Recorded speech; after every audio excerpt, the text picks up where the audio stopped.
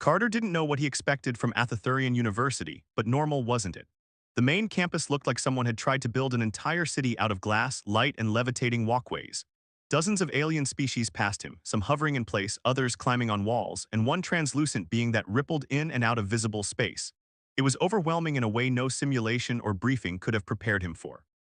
He clutched the digital ID pin to his chest, which pulsed softly with his assigned dorm info, Tower Nexus, Unit 39 Delta, a home for the year. He took a breath and tried to ground himself one step at a time. As he passed a trio of glimmering insected students arguing over magnetic harmonics, Carter reminded himself of two things. He was Earth's representative in the prestigious Intergalactic Exchange Initiative, and he couldn't afford to screw this up. The cultural divide was one thing, but Earth's place in the interstellar community was still shaky at best. One bad impression could ripple across entire sectors. When he finally reached the towering spire that housed the student dormitories, it loomed with almost impossible geometry, curved in places where nothing should bend and rising like a spire carved from refracted starlight. The doors responded to his ID, sliding open with a pleasant harmonic chime. Inside, his dorm unit was strange but elegant.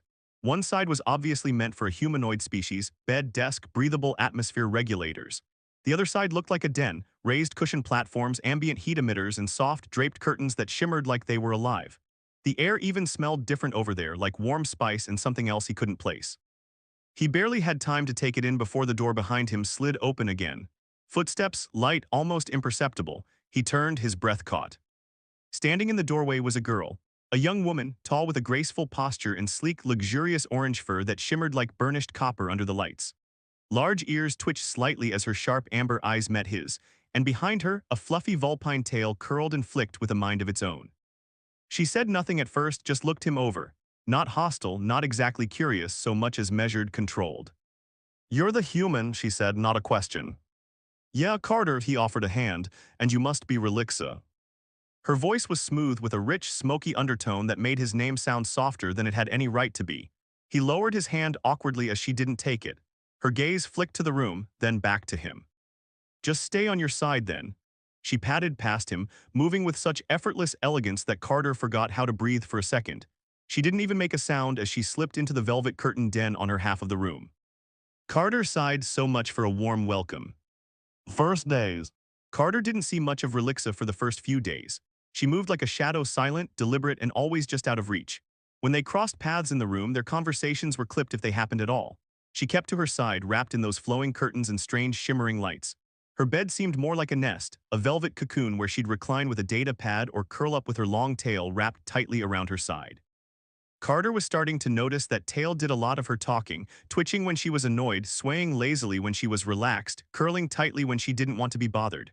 And it was beautiful. She was beautiful. That thought crept in more than Carter wanted to admit. He'd never seen anyone like her. Her fur wasn't just orange, it shimmered in hues depending on the light like autumn fire.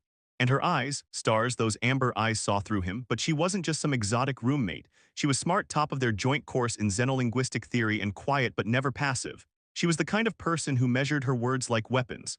Every syllable mattered. He tried not to stare, tried not to think about her too much, and he definitely tried not to talk to her about anything beyond the basics. Still, something was shifting.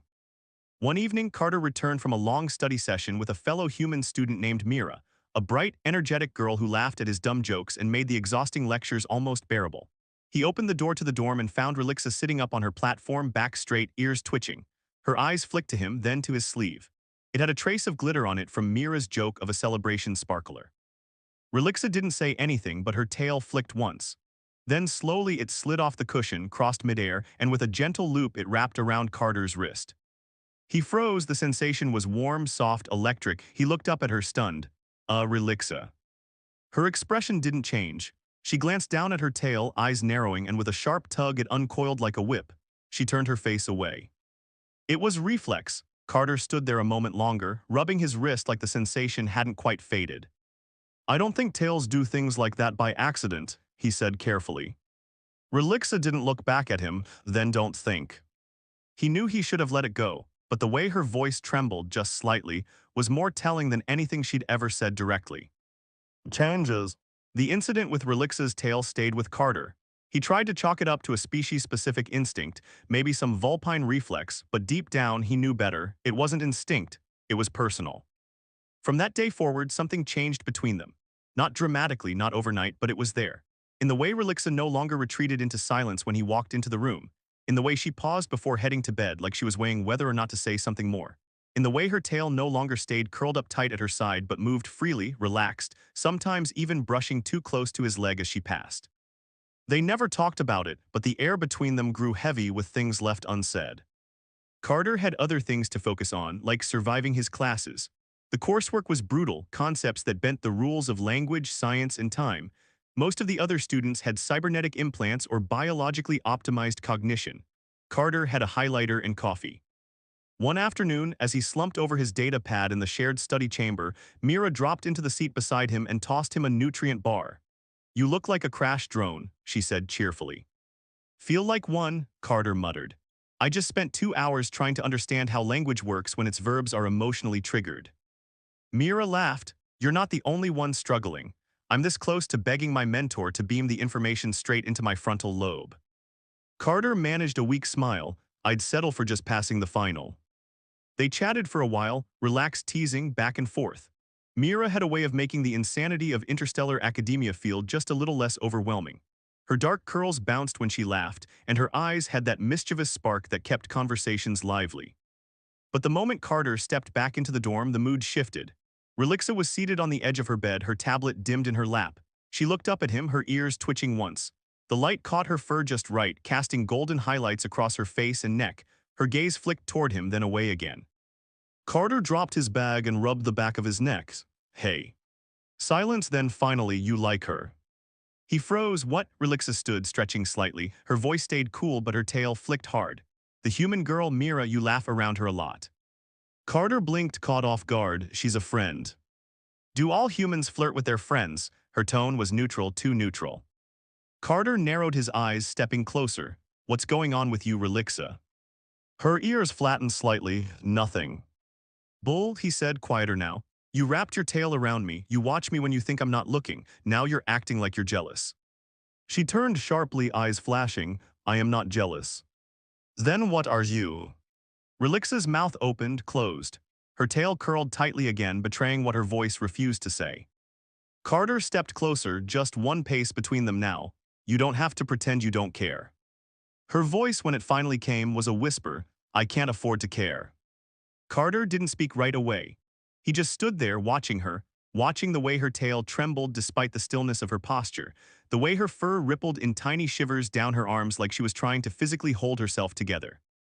"I don't understand," he said quietly. Relixa turned away, her back to him. "You're not supposed to." "But you wrapped your tail around my wrist." "That was a mistake," she said too fast. "No," Carter said, stepping closer, "it wasn't." Relixa's shoulders rose and fell with a heavy breath. Her voice, when she spoke again, was low and strained. "Carter, my people don't do casual, we don't flirt, we don't touch without meaning." He froze. That wasn't just a reflex, was it? Her silence answered for him. He swallowed. "Then why pull away, why pretend it didn't happen?" She turned then slowly, her amber eyes shimmered in the low dorm light. "Because we're not allowed to, not here, not with you." Carter frowned. "You mean the relationship rules?" "Yes," she said, "but it's more than that." She walked past him, packing now, her tail flicking like wildfire.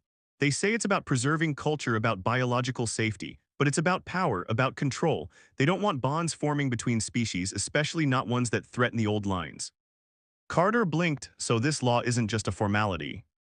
"No, it's a leash." Her voice dropped, almost a growl. "One they use to keep people like me from stepping outside my place." Carter's brow furrowed. "People like you." Relixa stopped. She hesitated, then moved to the side of her bed, reaching into a hollowed compartment in the platform. She pulled out a sleek black data crystal and tossed it onto the table. "My family," she said, "my name." The screen lit up, displaying records, official titles, old press statements.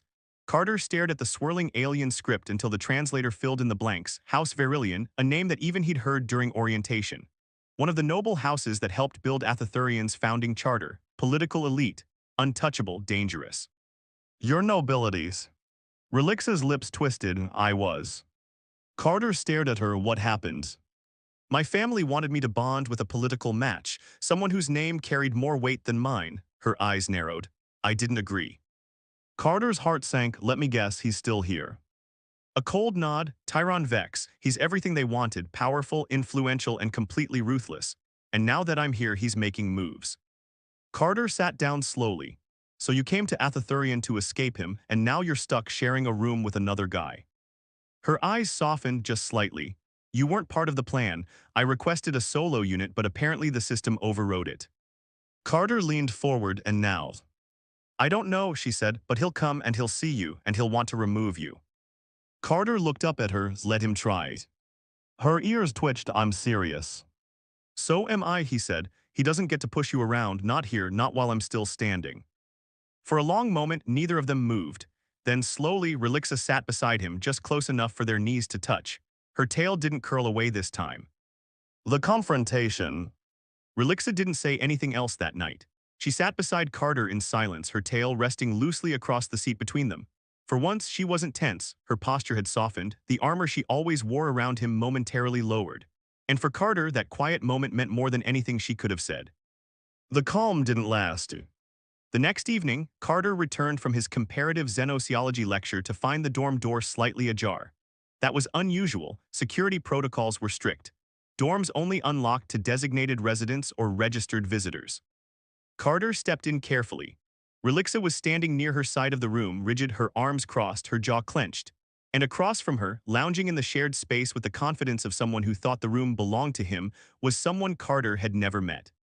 He was tall, dressed in a sharp-cut charcoal uniform lined with violet thread that shimmered faintly under the lights. His fur was a muted blue-gray, his tail thinner, more angular. His eyes, slitted deep silver, locked onto Carter the moment he stepped inside. Well, the man said, rising with the kind of smooth grace that reminded Carter of a predator, this must be the human. Relixa's eyes flashed. Tyron, you have no right to be here. I have every right to check on you, Tyron Vex replied. Your family worries, and when they learned you were sharing a room with, he let the pause hang in the air. This. Carter's fists clenched. Name's Carter, he said evenly. And last I checked, this room doesn't belong to you. Tyron's gaze flicked to him with slow, calculated coldness. No, but she does. Relixa stepped between them so fast Carter barely saw her move. No, she said, I don't. The air in the room thickened. Tyron's expression didn't change, but something sharp glinted behind his calm facade. You think a few months away from home makes you free? You're still bound to Verilian law, to our customs, and I will not be made a fool of by some furless off-worlder. Carter stepped forward, shoulders squared. You already made yourself one. A silence followed, cold and absolute. Relixa's tail twitched once, then she spoke, her voice like a blade, get out. Tyron, for a long moment, Carter thought he'd refuse, that the situation would explode right there, but Tyron only smiled. You'll come to your senses, he said, you always do. Then he turned and walked out, the dorm door hissing shut behind him. Carter let out a breath he hadn't realized he was holding. Well, that went great. Relixa turned slowly, her expression unreadable. He knows now. Knows what? That you matter to me. That silenced him, and when she stepped closer, her voice low, her tail curling slowly behind her, he understood what she meant. He won't stop now, she said. You're a threat, and Tyron doesn't ignore threats. Carter nodded, then we hit back first. The ember rings. Carter hadn't meant to throw himself headfirst into an interstellar noble feud, but here he was, planning a countermove with a girl whose tale had more eloquence than most people's faces. Relixa sat at her desk, her fur lit softly by the blue hue of her screen. Carter stood behind her, arms crossed, trying to focus on the projected files while her scent, warm spice and something soft, messed with his ability to think. He's going to use the cultural preservation laws, she said. He'll claim you're compromising my species' traditions, probably try to get you suspended or deported. Can he do that? Relixa's ears flattened. Not directly, but his family has influence, quiet influence. He can put enough pressure on the right council members to push through an infraction report, fabricate a reason. Once that happens, you'll have to appear before a committee and, she trailed off, her tail curling tighter around her thigh. And they'll throw me out, Carter finished. Or worse, she added, memory suppression depending on what they accuse you of. He sat beside her, watching her hands move with delicate precision over the interface. You've dealt with this before. She nodded. Tyron's not subtle, he's just patient, the kind of predator who waits for the moment his prey stops watching. So what do we do? Carter asked. Relixa hesitated, then opened a subdirectory protected by a biometric scan. A glowing red sigil appeared on the display, a swirling spiral made of flickering flame. "What's that?" "The Ember Ring," she said. "It's the student network, underground, quiet. They believe in reform, in changing the outdated laws that divide species. Tyron hates them." "And you're a part of it." Relixa didn't answer. She just tapped the screen and brought up a list of encrypted names and symbols. "I didn't join them, I helped create them." Carter blinked. Wait, you started a rebellion." "Not a rebellion," she said calmly, "a correction." He sat back, letting that sink in. "You're full of surprises." She smirked. "Most people don't get close enough to find that out." He looked at her, really looked, and realized just how carefully she had been hiding parts of herself. The noble heritage, the political fire, the fearlessness. She hadn't just come here to study, she came here to fight. And now he was part of that fight. "I want in," he said. Relixa's ears perked. "You don't have to." "I know," he said, "but you're not alone in this anymore." She stared at him, the flickering red of the Ember Ring logo casting shadows across her orange fur. Then slowly her tail brushed his knee and she whispered, "Then let's start a fire." Underground. The meeting was held deep beneath the south wing of Athethurian University, where roots from the massive sky-piercing flora curled down into the architecture itself. The halls here were rarely visited, too humid, too dim, too alive, perfect for secrecy. Relixa moved ahead, guiding Carter through the winding tunnels like she'd done it 100 times. Her movements were quick and sure, her orange fur gleaming in the bioluminescent moss that clung to the walls. She hadn't said a word since they left the dorm. Carter didn't need her to, her tail said plenty. Low, loose, but alert. She was focused, but she wasn't afraid. They stopped before a circular wall that looked like the base of an ancient tree. Relixa reached forward, pressing her hand against a patch of bark. Symbols flared to life beneath her palm, fiery red swirls like dancing embers, and the wall creaked open with a quiet hiss. Inside, the Ember Ring's base pulsed with hidden energy. It was a wide chamber with hovering platforms, arcane tech interfaces, and walls covered in projections, maps, surveillance, political reports. And aliens, students, not just Vulpine. Carter spotted a scaled Dravari adjusting security feeds, a floating Ashinian rearranging graphs with light tendrils, and even a cloaked humanoid that didn't seem to have a solid form at all. A tall, horned figure turned at their approach. Her eyes were vertical slits of violet, her presence commanding. "Relixa," she said, voice deep and smooth, "you've brought the human." Relixa nodded. "This is Carter, he's involved now. Tyron has already begun targeting him." The woman studied Carter for an uncomfortably long time. "We've heard whispers, Lord Vex is escalating." Carter stepped forward, forcing himself to match her stare. "Then I want to escalate too." That made a few heads turn. Relixa tilted her head slightly toward him, the edge of a smile tugging at her muzzle. "He's useful," she added, "and stubborn." The leader smirked. "Good, we need both." She waved a clawed hand, and the main projection shifted to a web of influence, names, departments, programs, and glowing connections between faculty and families. "Tyron's been weaving a net beneath everyone's feet," she explained. "Influencing council votes, placing pressure on vulnerable staff, rewriting minor policies to benefit his reach. And thanks to a certain data packet your roommate decrypted last night, we know he's planning to invoke Section 9. Carter frowned. "What's Section 9? Relixa's expression darkened. "A clause in the interspecies conduct code, originally meant to prevent coercive bonding between species. Tyron's twisting it to frame our relationship, even friendship, as a danger to Athethurian's diplomatic reputation." "They'll try to expel you," the leader said. "And if that doesn't work, they'll expunge your memory." Carter's gut clenched. "Then we stop them." Relixa's tail wrapped once around his ankle, warm and firm. "We will," she said, "but we have to move carefully. If we push too soon, they'll shut us down." The leader nodded. "So we do what rebels always do best, we expose the truth. And we start," Relixa added, "with the next council assembly." Carter looked at her. "You're going to speak out publicly." Her gaze was fierce. "We are." The plan. The plan wasn't complicated, that's what made it dangerous. In 2 days, the university's central council would convene a grand assembly where major policy decisions were discussed and votes cast with the weight of entire systems behind them. Tyron Vex would be there, of course. So would every member of the academic elite he had influence over. The Ember Ring's goal: disrupt the illusion, not with violence, with truth, expose the manipulation, reveal how deep Tyron's tendrils had dug into the university, force the administration into the light where even the most well-connected families couldn't deny what he had become. And Carter, he was the key to delivering the evidence. He was Earthborn, a representative of a neutral world, one of the few students not bound by legacy or species-aligned law. If he stood up and asked the questions no one else could, the council would be forced to respond. Relixa was packing when he returned to their dorm that evening. She moved like she always did when she was thinking too fast, graceful but tense, her tail flicking in sharp strokes behind her. "You're sure about this?" she asked without turning. "I'm already in it," Carter said, tossing his bag onto the bed. "Might as well swing." She stopped, looked at him with that unreadable expression that he'd grown far too familiar with. Tyron won't take this quietly. "I'm not expecting him to." Her ears twitched. She stepped closer slowly as if she were weighing each move. "You don't know what he's capable of." "No," he said, "but I know what you are." She blinked. "I've seen the way people listen when you speak. The way your name carries weight even when you don't want it to. You're not just some noble girl running from tradition. You're the one standing in the fire and refusing to move. And now I'm standing there with you." Relixa's tail curled around her side, softer now. "Why?" she asked, barely above a whisper. "Why are you still here?"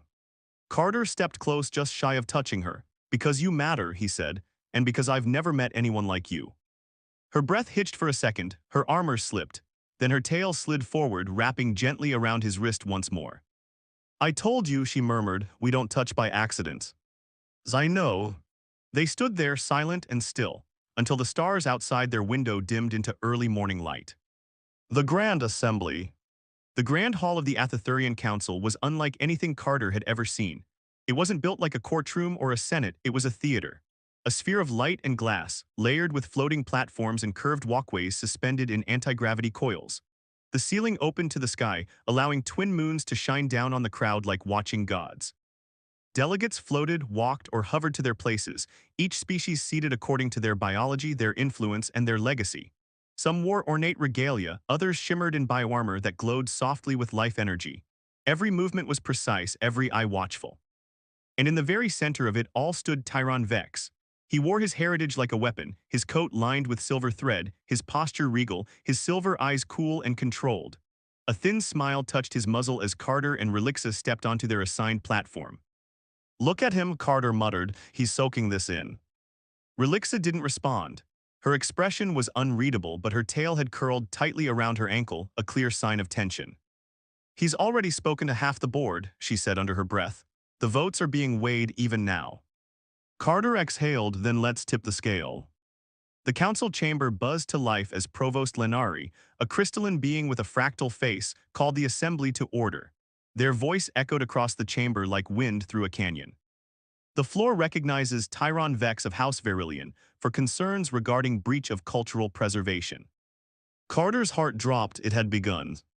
Tyron stepped forward, posture perfect, voice calm and assured. "I come before the council not as an accuser but as a steward. Our institution was founded to protect the integrity of its member species, their cultures and traditions. When that harmony is threatened by carelessness or inappropriate fraternization, we must act." He didn't even look at Carter, not directly, but everyone knew who he meant. "Let us not allow sentiment to override wisdom," Tyron finished, bowing his head. "Let us preserve what must be preserved." A ripple of soft murmurs spread across the chamber. Some heads nodded, others glanced at Carter, at Relixa. The provost turned toward them. "Does the student Carter wish to respond?" Carter's hands were slick with sweat. He glanced at Relixa. She gave him one small nod, silent but solid. He stepped forward. "I don't represent legacy," he said. "I don't come from a powerful house. I came here to learn to be part of something bigger than Earth." His voice echoed strangely in the hall. "But what I've seen, what many of us have seen, isn't unity, it's control. Tyron Vex isn't here to protect tradition, he's here to shape it into a leash, and I have evidence." Gasps, whispers, Tyron's eyes narrowed, but he didn't move.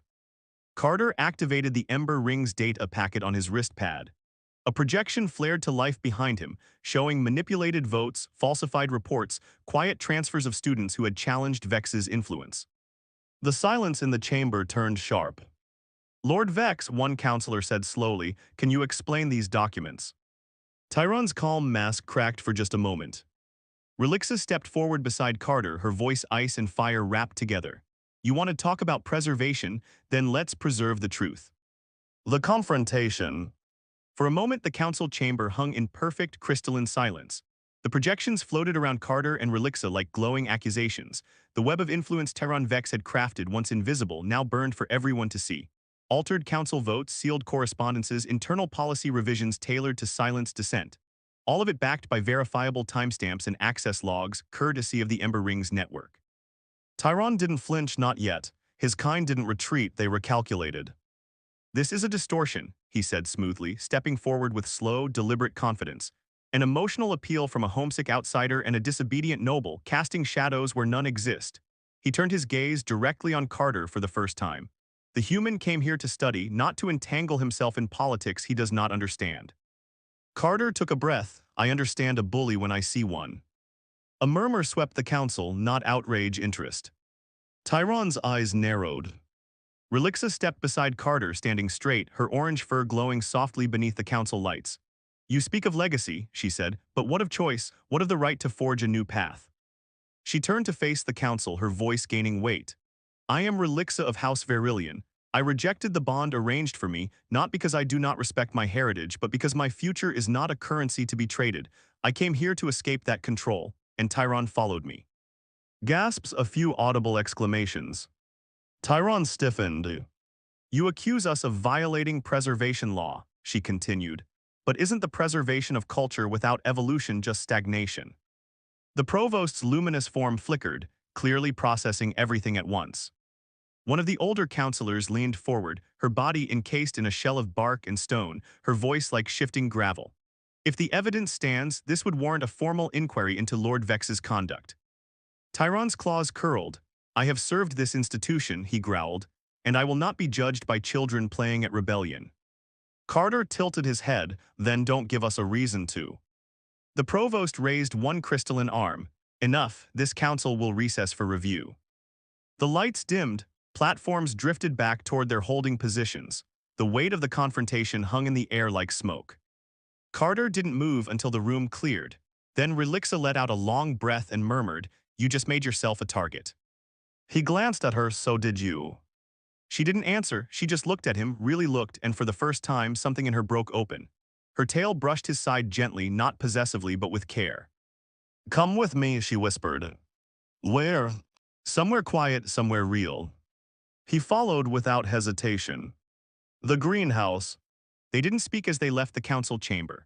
Relixa led Carter through the outer halls of Athathurian, past glittering windows that opened to vast starlit gardens, through passageways where sound barely carried and moonlight spilled across the floor like liquid silver. The further they walked, the more distant the university felt, like they were moving beyond the reach of its politics, its laws, its expectations. She took him to a small, half-forgotten greenhouse tucked into the eastern wing. Athathurian grew flora from hundreds of worlds there, some of it luminous, some of it carnivorous, all of it wild and beautiful. The moment they stepped inside, Carter felt the air change, warmer, richer, and quiet. Relixa moved through the space with familiarity, finally stopping beneath a curved canopy of golden blooming trees that shimmered in response to her presence. The petals released a faint hum as she sat on one of the stone benches, her tail curling beside her. Carter sat next to her. The silence between them was soft instead of heavy. "Did you always plan to speak like that?" he asked after a moment. Relixa exhaled slowly. "No, I wasn't sure I could." "Well, you did," he said, "and it worked." She gave him a sideways glance. For now, Tyron doesn't lose gracefully. Carter leaned forward, elbows on his knees. "Let him come. I'm done pretending I'm just a visitor here." Her eyes searched his face. "You were never just anything, Carter." He turned toward her. She looked different in the golden glow, softer, even with her natural sharpness. Her orange fur caught the light like fire at dusk, and her eyes. He got lost in her eyes more often than he liked to admit. "I meant what I said in there," he told her. "You matter to me." Her ears twitched. "I don't care what rule they throw at me. I'm not walking away from this from you." She said nothing, but her tail crept toward him, not tentative, not shy. It coiled gently around his wrist again, warm and familiar now. "You're not afraid?" she asked quietly. "I'm terrified," he admitted, "but not of you." Her lips curved slightly. "I wasn't supposed to let anyone in. That was the rule I made for myself." He smiled. "We're really bad at following rules." They sat like that for a long time, the warmth of the greenhouse wrapping around them like a protective cocoon. For the first time since he'd arrived at Athathurian, Carter felt something real, not just the thrill of rebellion or the fire of purpose, but something simpler, something like peace. And in that moment he knew, whatever came next, retaliation, resistance, victory, or fallout, he wasn't facing it alone. The return. By the time Carter and Relixa returned to their dorm, the night had deepened into a gentle hush that covered the university like a blanket. The pathways were nearly empty now, the bioluminescent flora along the walkways casting soft pools of color across the translucent ground. Inside the dorm, lights adjusted automatically to a low, warm glow. Relixa stood near her side of the room, ears twitching as if listening for something in the silence. Her tail curled loosely behind her now, relaxed, not tense, but her eyes. They weren't calm, not anymore. "What is it?" Carter asked quietly. She turned slowly. "He'll strike back soon." Carter stepped closer, "Then we stay ahead of him." She didn't respond right away. Instead, she moved toward the central console, her fingers dancing across the hollow interface with fluid precision. Dozens of files flickered open, reports, communication logs, council voting history, internal security requests. The Ember Ring had been gathering more than just evidence, they had been preparing for war. He tried to silence other voices before, Relixa murmured. There was a Zerani student last cycle. She spoke out about House interference in curriculum access. The next week, she was relocated off-world for a disciplinary reassignment. No warning, no hearing. Carter frowned. "And you think that'll happen to us?" "I think he'll try worse," she said. "He can't let us stay visible, not after what we showed today." Carter moved beside her. "Then we make it impossible for him to erase us." Relixa raised a brow. "How? We go public," he said. "We have the data, we have your testimony. The council can be pressured, but the student body, they're the ones living under the rules. If they know the truth, if they see how deep Tyron's control runs, they'll push back." Relixa considered it for a long time, then finally her ears perked slightly. "It's risky." "I'm already marked," Carter said. "Might as well make it count." She turned to face him fully, studying him again in that quiet, intense way she always did when she was thinking too much. "You keep doing this," she murmured. "Doing what?" "Choosing me." Carter tilted his head. "Would you rather I didn't?" Her tail flicked once, then slowly wrapped around his wrist again, holding his hand without ever needing fingers. "No," she said softly. "I want you to keep choosing me." A soft tone interrupted them. An alert blinked red on the central display. Unauthorized access attempt. Encrypted surveillance node breach. Relixa's smile vanished. She stepped forward, fingers flying across the console. "It's him," she said. "He's already trying to track our Ember Ring activity." Carter's jaw tightened. "Then we make our move before he finishes his." She nodded once. "Let's light the fuse." The broadcast. They moved quickly. Relixa guided Carter through a narrow service corridor beneath the Student Council archives, one of the few remaining blind spots not fully integrated into the university's central surveillance grid. The air smelled faintly of old circuitry and coolant, and their footsteps echoed dully through the dim corridor. "We're tapping into a secondary channel," she explained, holding a slim data spike in her hand. "One of the Ember Ring's old broadcast lines.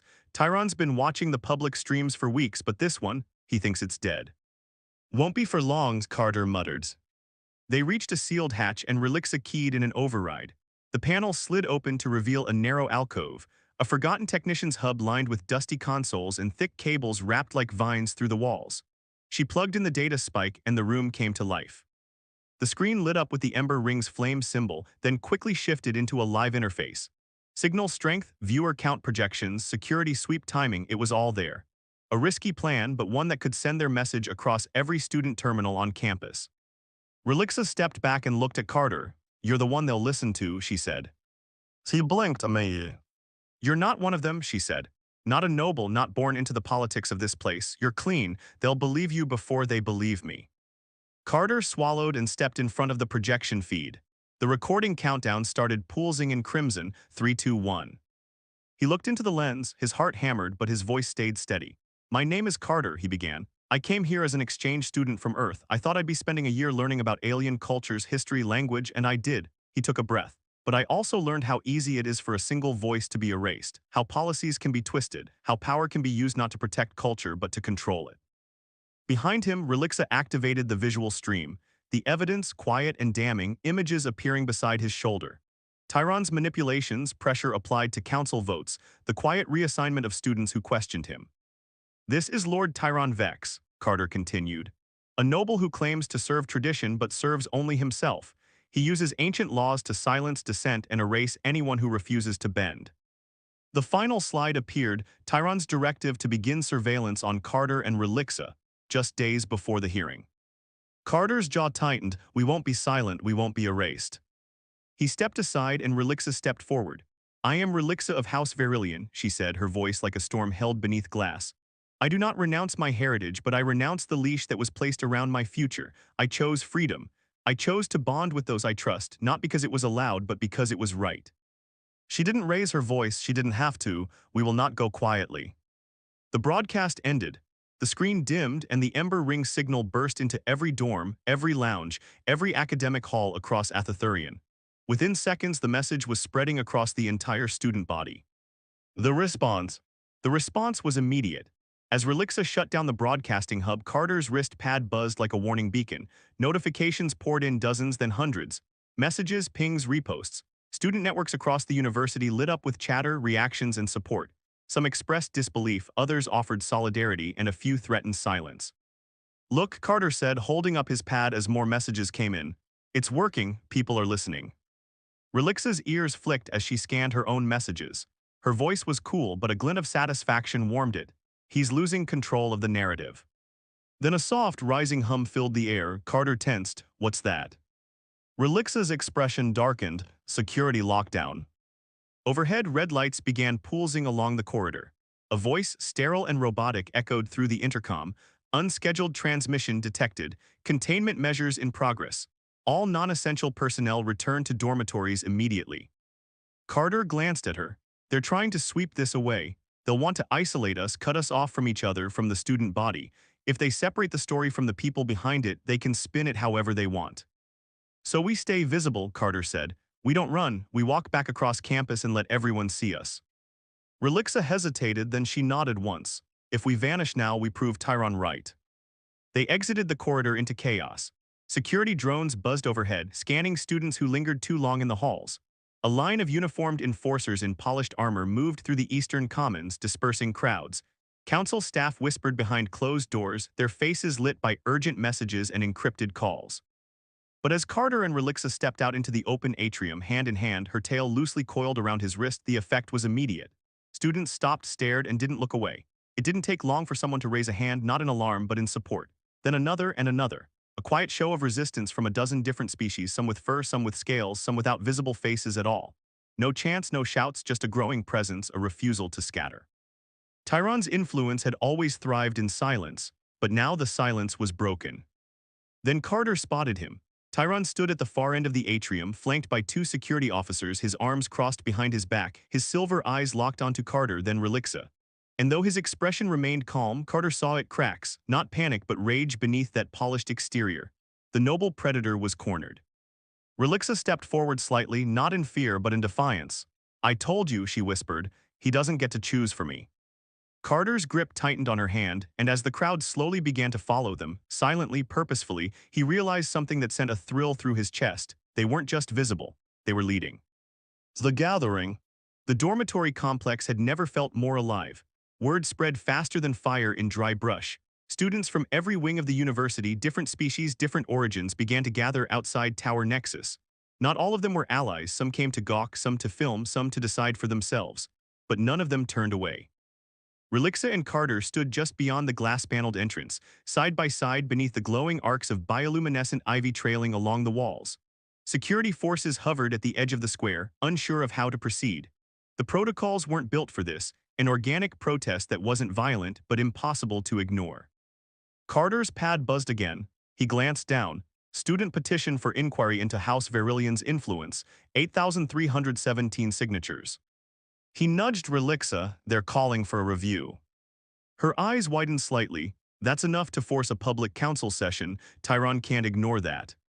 The dorm doors hissed open behind them, and a new voice cut through the crowd. "Then perhaps we shouldn't pretend I ever intended to." Carter turned slowly. Tyron Vex stood framed in the doorway, his long coat immaculate, his tail swaying slowly behind him like a serpent.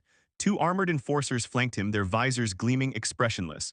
He walked forward alone. The crowd parted around him, not out of fear but sheer gravity. He was a presence, cold, controlled, and furious. His voice was smooth, a public broadcast, interference with university security, inciting protest. He stopped a few steps away from Carter and Relixa. Quite the list you've built. No longer afraid to say it out loud, Relixa said, her tone sharper than a blade. Good, then let's stop pretending this is about policy. Tyron's silver eyes narrowed, flicking between them. You think your symbols now icons of defiance? He looked at Carter. You are nothing more than a borrowed guest, a temporary voice, and when this cycle ends you'll be gone, forgotten. Carter didn't flinch. Then you'd better start erasing fast because every second you wait, another person wakes up. Tyron's lips curled faintly, not in amusement, in threat. I could end this now, call for emergency proceedings, have both of you removed under executive safety protocol. Try it, Relixa said, stepping forward, tail flaring behind her like a banner. But know this, every move you make from here on is in full view. You don't rule from the shadows anymore. For the first time since he'd arrived on Athathurian, Carter saw it, Tyron's carefully maintained control falter. It lasted only a second, but it was there. He turned slowly toward the crowd. This place, this university, was meant to protect order. And maybe, Carter said, voice carrying, it's time it protected something more. Tyron exhaled slowly through his nose. You've made your choice. And we'll live with it, Relixa said.